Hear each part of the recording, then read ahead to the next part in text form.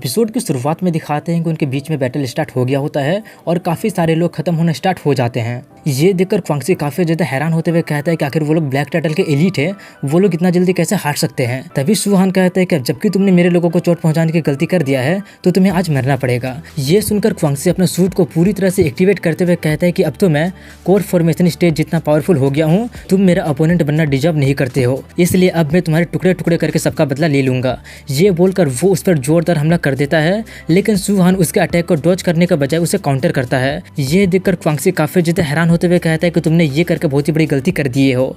वहीं पर हान को दिखाते हैं जो कि इम्पैक्ट से काफी ज्यादा दूर फेंका जाता है और पहाड़ से टकराने के बाद उसके ऊपर काफी सारा पत्थर गिर जाता है और वो उसी पर दब जाता है। ये देखकर क्वांगसी कहता है कि तुम बहुत ही बड़े इग्नोरेंट हो, मेरा बॉडी स्पेशली ट्रांसफॉर्म किया गया है जो कि मास्टर कोर फॉर्मेशन स्टेज के अटैक को भी सह सकता है। मुझसे हेड ऑन फाइट करके तुमने बहुत ही बड़ी गलती कर दिया है, मुझे तो लगता है कि अब तो तुम टपक गए होगे। वहीं पर हान को दिखाते हैं जो कि बिल्कुल सही सलामत निकल जाता है और कहता है क्या यही तुम्हारा पावर है। ये बोलकर वो सोचता है कि मेरा होली हेवनली स्किल को लगातार टेम्पर्ड करना पड़ेगा, लेकिन पिटने में दर्द भी होता है। वहीं पर हान को बिल्कुल सही सलामत देखकर क्वांगसी काफी ज्यादा हैरान हो जाता है और तभी हान उस पर हमला करने के लिए आगे बढ़ता है, लेकिन क्वांगसी फिर से उस पर हमला कर देता है, लेकिन इस बार भी हान उसके अटैक को डॉज नहीं करता है। ये देखकर वो तो और भी ज्यादा हैरान हो जाता है, लेकिन उसको इस बात की खुशी होती है कि इस बार तो वो पक्का टपक गया होगा। तभी हान दोबारा से कहता है कि तुम तो अभी भी काफी ज्यादा कमजोर हो। ये देखकर वो तो और भी ज्यादा हैरान हो जाता है और कहता है आखिर किस तरह की स्किल तुम्हारे पास है जिससे तुम्हें चोट लगी नहीं रहा है। ये बोलकर वो एक बार फिर से उस पर हमला कर देता है और कहता है कि मुझे बिल्कुल भी यकीन नहीं है कि इस अटैक से तुम बच पाओगे।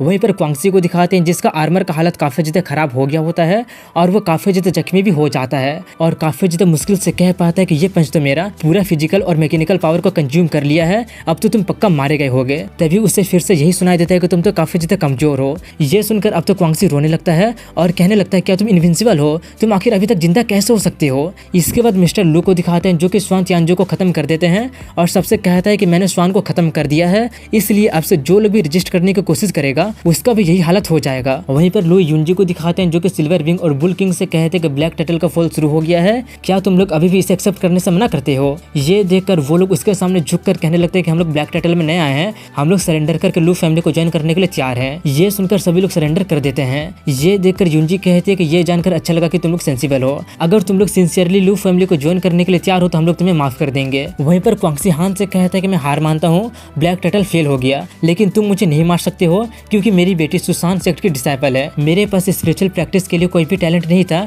लेकिन मेरी बेटी मुझे ब्लैक टर्टल को ज्वाइन करने के लिए बोली थी और अब मेरे पास कोर फाउंडेशन स्टेज जितना पावरफुल कल्टीवेशन है। क्या तुमने कभी सुसान सेक्ट के बारे में सुना है? वो एक असली प्रैक्टिस सेक्ट है और उसका पावर तो तुम्हारा सोच से भी परे है। अगर तुम मुझे गलती से छू भी देते हो तो तुमसे जितने भी लोग रिलेटेड है उन सभी लोगों को मार दिया जाएगा। सुशांत सेक्ट का नाम सुनकर कुछ लोग डर जाते हैं और उसी के बारे में बातें करना स्टार्ट कर देते हैं। ये सुनकर मिस्टर लू भी हान से कहते हैं कि सुशांत सेक्ट का हिस्ट्री तो हजारों साल पुराना है और उनके पास काफी सारा सुपर नेचुरल आदमी भी है जो कि एक मास्टर से भी काफी ज्यादा पावरफुल है। वैसा सेक्ट अपना बदला जरूर लेते हैं, इसलिए मैं चाहता हूँ कि तुम थोड़ा सा सोच समझकर फैसला लेना। ये सुनकर क्वांगसी काफी ज्यादा खुश हो जाता है और खुशी खुशी कहता है कि मुझे काफी ज्यादा खुशी हो रही है कि तुम इसके बारे में सुन रखे हो। सुशांत सेक्ट के सामने तो तुम लोग सिर्फ एक चींटी के बराबर हो, मुझे छोड़ दो, नहीं तो उसका ये बात को पूरा करने से पहले हान उसका एक हाथ को काट कर अलग कर देता है और कहता है कि मुझे सबसे ज्यादा नफरत उसी से होती है जो मेरे क्लोज लोगों को लेकर मुझे धमकाता है, लेकिन तुम अपनी गलती से कुछ भी सीखे नहीं हो, तुम्हारा तो सिर्फ उनका एक डिसाइपल के साथ रिलेशन है। अगर तुम सुशांत सेक्ट के लीडर के बेटे भी होते ना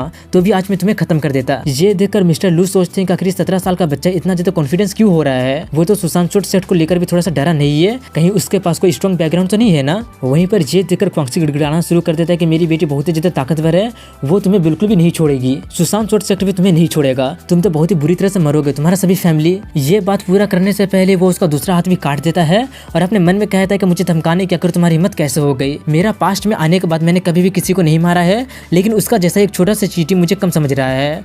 वहीं पर ये देखकर क्वांगसी उससे काफी ज्यादा भीख मांगना स्टार्ट कर देता है, लेकिन हान कहता है कि अब भीख मांगने को कोई भी फायदा नहीं होने वाला है। ये बोलकर वो उसे खत्म कर देता है।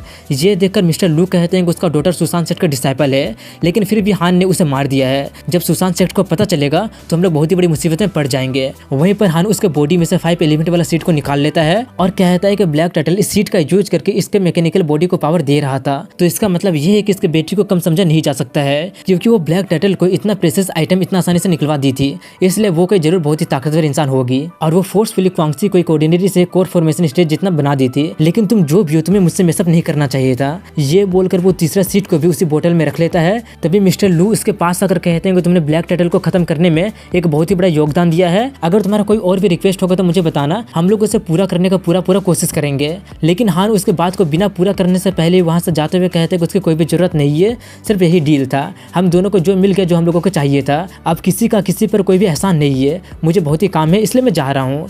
ये देखकर यूनजी का फादर शिकायत करते हुए कहते हैं कि शू हान तो काफ़ी ज़्यादा रूड है।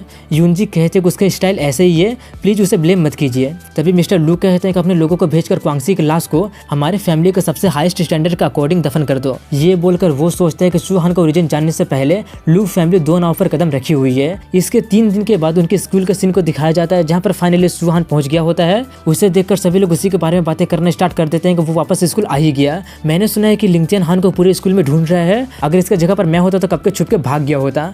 वहीं पर हान को दिखाते हैं जिसके पीछे लियांग होता है और उसके पीछे काफी सारे बॉडीगार्ड होते हैं। लियांग उससे कहता है कि मुझे कभी लगा नहीं था कि हम लोग एक ही स्कूल में होंगे। तभी हान उससे कहता है कि अगर तुम मुझे हमेशा फॉलो क्यों करते रहते हो, जल्दी से अपने क्लास में वापस चले जाओ। ये सुनकर वो कहता है कि मैं तुम्हें काफी ज्यादा एडमायर करता हूँ कि मैं ऑलरेडी अपने फादर को बोलकर खुद को तुम्हारे क्लास में ट्रांसफर करवा लिया हूँ। तुम तो मेरे हीरो हो, इसलिए मैं तुम्हें हर जगह फॉलो करूंगा। ये सुनकर वो उससे पूछता है और उन लोगों का क्या जो तुम्हारे पीछे हैं। वो कहता है कि ये लोग तो मेरे बॉडीगार्ड है जिसे कि मेरे फादर ने हायर किया है। मेरे किडनैप होने के बाद से मेरा डैड काफी तो ओवर प्रोटेक्टिव बन गए हैं। ये बोलकर वो उन सभी लोगों से कहता है कि ये याद रखना कि शू हान मेरा बॉस है, इसलिए वो तुम लोगों का भी बॉस है। जब भी तुम लोग उसे देखोगे तुम लोग उसे रिस्पेक्ट के साथ ग्रीट करोगे। इसके बाद फैंग के हाउस को दिखाते हैं जहाँ पर फैंग अपने फादर से कह रहा होता है कि आपने तो सुना ही होगा कि लू फैमिली ने ना सिर्फ हान का हेल्प किया है बल्कि उन लोगों ने ब्लैक टाइटल को भी खत्म कर दिया है। सभी लोग इसी के बारे में बातें कर रहे हैं। उसका फादर कहता है कि हाँ मैंने सुना है कि लू झाओफेंग ने, जो कि लू फैमिली का पुराना लीडर है, उसने ब्लैक टाइटल के ब्रांच को खत्म कर दिया है और उसके बारे में ऐसा भी कहा जा रहा है कि वो अपने ओल्ड इंजरी से हील हो गया है। मुझे तो ये समझ में नहीं आ रहा है कि आखिर वो अचानक क्यों हो गया। उसका बेटा कहता है क्या हम लोग हान को ऐसे जाने देने वाले हैं, मैं हार नहीं मानना चाहता हूँ। उसके फादर कहते हैं कि हमारा ट्रेजर अभी भी उसके हाथ में है,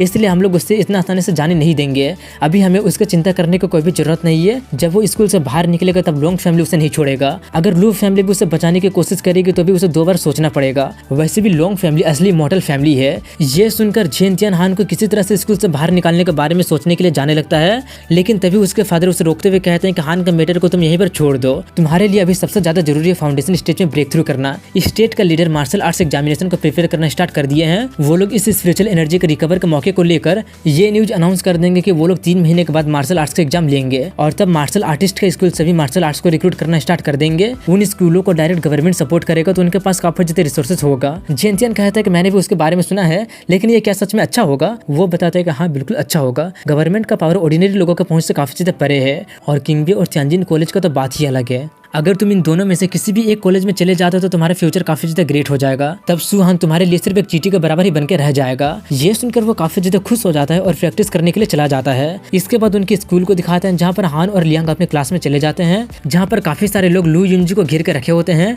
और ब्लैक टाइटल को खत्म करने के लिए उसे काफी ज्यादा कांग्रेचुलेशन कर रहे होते हैं। तभी हान उन लोगों को डायरेक्टली इग्नोर करके वहां से चला जाता है। ये देखकर वो लड़की काफी ज्यादा भड़क जाती है और चिल्लाने लगती है कि तुम इतना ज्यादा हार्टलेस कैसे हो सकते हो। मॉनिटर लू ने ब्लैक टाइटल को डिस्ट्रॉय करके तुम्हारे दोस्त को बचाने में काफी ज्यादा हेल्प किया है और तुम तो उसे एक छोटा सा थैंक्स भी नहीं कह रहे हो, लेकिन वो लोग उसे इग्नोर करते ही रहते हैं। ये देखकर वो काफी ज्यादा भड़क जाती है और उस पर हमला करने जाती है, लेकिन तभी वहां पर लोंग लिंगजियान क्लास को दरवाजे को तोड़कर आते हुए कहता है कि शू हान कहाँ पर है, जल्दी से बाहर निकल जाओ नहीं तो अच्छा नहीं होगा। उसे वहां पर देखकर सभी लोग उसी के बारे में बातें करना स्टार्ट कर देते हैं कि मैंने सुना कि वो सिर्फ शू हान से बदला लेने के लिए हमारे स्कूल में ट्रांसफर हो गया है। अब तो हान स्कूल के बाहर भी नहीं जा सकता है और स्कूल के अंदर भी नहीं रह सकता है।